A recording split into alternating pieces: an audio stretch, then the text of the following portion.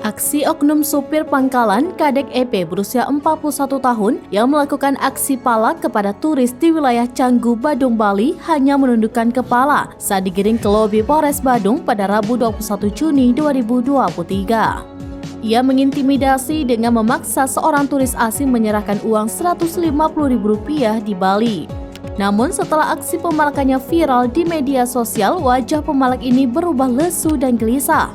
Hal itu terlihat saat dirinya diamankan pihak kepolisian. Pria asal desa Santra Kintamani, Bangli, Bali itu pun tidak berkutik sedikit pun serta tampangnya sangat lesu. Bahkan di hadapan awak media, Kadek EP menyesali perbuatannya. Ia mengaku menyesal dan terpaksa karena sama sekali tidak mendapatkan penumpang.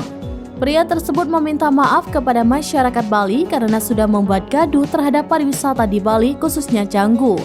Pihaknya pun bersungguh-sungguh meminta maaf akan apa yang sudah dirinya lakukan. Kadek EP yang mengaku bekerja sebagai driver selama 4 bulan lamanya, saat kejadian itu dirinya tidak mendapat penumpang sama sekali. Sehingga pihaknya terdesak untuk mengatakan ada larangan dari desa jika menggunakan transportasi online di wilayah Canggu, Badung, Bali.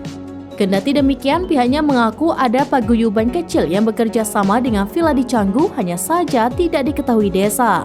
Sementara Kapolres Badung AKBP Tugu Priyowasono mengatakan keributan dengan aksi palak supir transport lokal konvensional dengan tamu atas nama Kalista berusia 27 tahun asal Singapura terjadi di kawasan Jalan Padang Linjong, Canggu, Badung, Bali pada Selasa 20 Juni 2023 kemarin.